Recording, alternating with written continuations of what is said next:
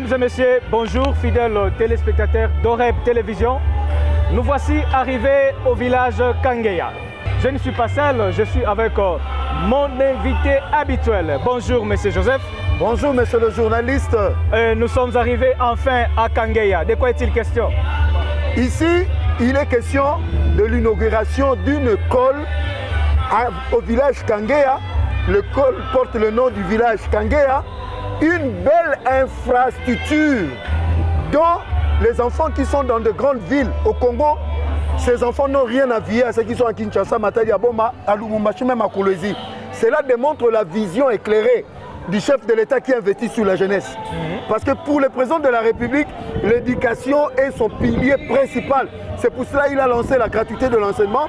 Aujourd'hui, cette belle infrastructure, imaginez, mon frère journaliste, on nous a miroité que le 18 ans de M. Kabila, il avait fait quelque chose pour les Congolais.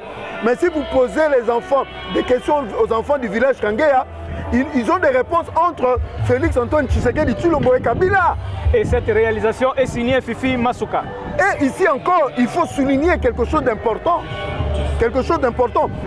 Cette école sera inaugurée par son Excellence Madame la Première ministre, notre Yandona.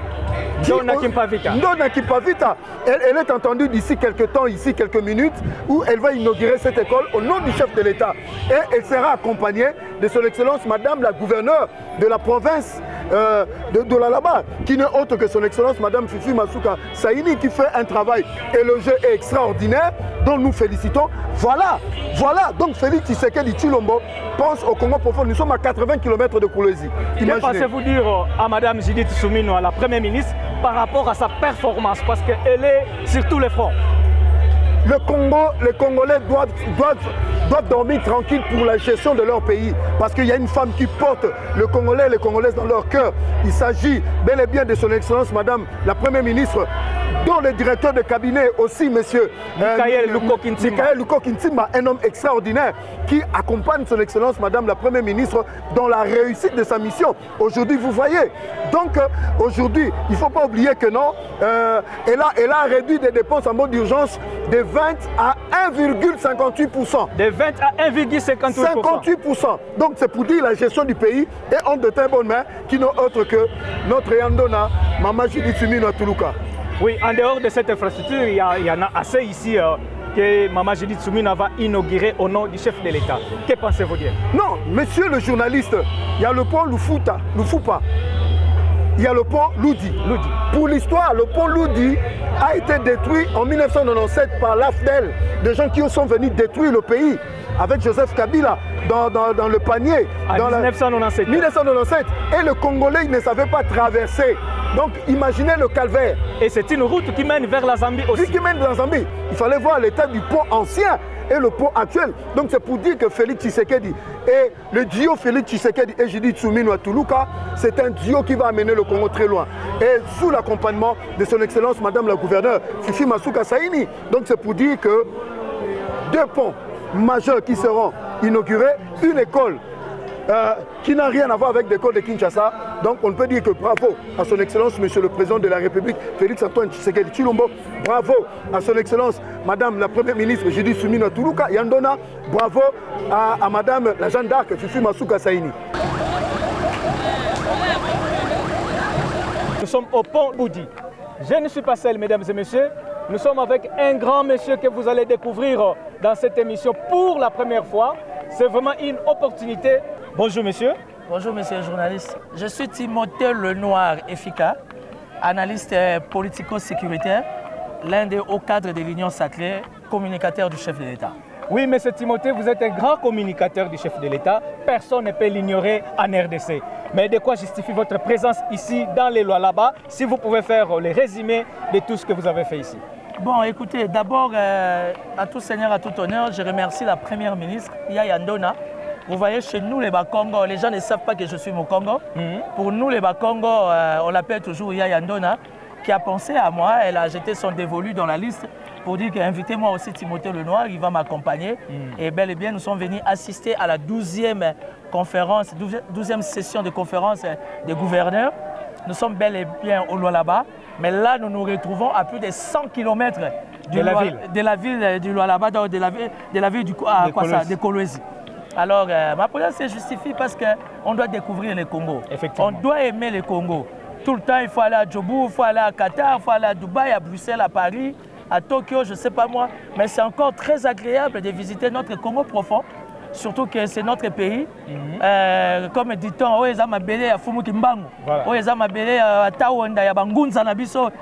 qui alors, que nous soyons là, visiter. Et puis, merci à la Première ministre pour l'invitation. Là, je suis en train de découvrir le Congo profond dans son aspect tout à fait particulier. D'ailleurs, qu'il me soit permis de sauter directement. Ce pont a été cassé par le maréchal Mobutu dans les années 70 et quelques. Parce qu'il y avait une histoire de guerre. Alors, comme c'est à quelques kilomètres des Zambie, alors Mobutu, pour bien sécuriser sa population, il y avait une histoire de guerre. Alors, il avait donné des instructions à l'armée zaïroise de casser ces ponts. C'est pour éviter qu'il y ait les trafics. Pour éviter qu'il y ait des trafics. Alors, nos ennemis de la République qui ont fait 18 ans, ils n'ont jamais tenu compte de ces ponts. Heureusement pour Félix-Antoine Tshisekedi de Chilombo Fati Béton, que moi j'ai l'habitude d'appeler Fati Cœur, parce qu'il faut avoir les cœurs, il faut avoir l'amour du Congo, qu'il a donné des instructions à Mme Masuka. Et Mme Masuka ne fait que matérialiser la vision du chef de l'État. Aujourd'hui, c'est une femme référentielle, une femme de changement, une femme sur les 26 gouverneurs au sein de la République démocratique du Congo. Elle se distingue, elle se démarque. Donc, nous sommes là pour inaugurer le pont Loudi. Le pont Loudi, voilà. Donc, nous sommes vraiment dans les faits fonds du Lualaba, à plus de 100 km de Kolwezi. Voilà. Congo, Congo nde mboka ngo mokengeli koi, mboka ngo mokengeli léopard. Esengo na ngai ezali nazalaki na faute te na kopona Félix-Tshisekedi Antoine Tshilombo comme mokambi ya mboka na ngai. Nazalaki pe na faute te kokroa na mama Fifi Masuka comme maman ya lokumu oyo azali kocontredire moto alobaka ete mwasi atongaka mboka te. Mais kokamwa na ngai ezali ke baminere oyo esali bikamwa lelo ezalaka banda kala Kabila azalaki na pouvoir, Katumbi azalaki na pouvoir, Moïse azalaki na pouvoir. Pona nini baminere wana ebotaka baimmeuble oyo te, bandako oyo te, baekole oyo te, bauniversité oyo te.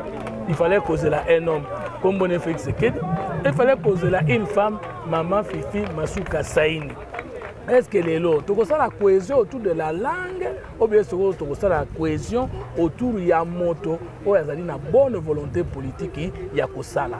Nalingi na Congo central, na mboka ba mama na ngai, et puis ma pe boye, différence. Nalingi na Sankuru, na mboka papa na ngai, et puis ma pe boye, mais nalingi mboka yango na yaki kotala, ce qu'on a eu sino to beti bango fimbo, mais ya bilembo, ya malobate. Tomoni bozo banyo soto sali.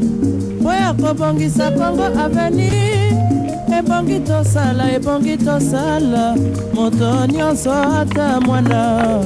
Congo ya mosolo, mpembe ya nzoku, Congo ya bwanya, kasa ya mbila, Congo ya makasi, moto ya nkoi.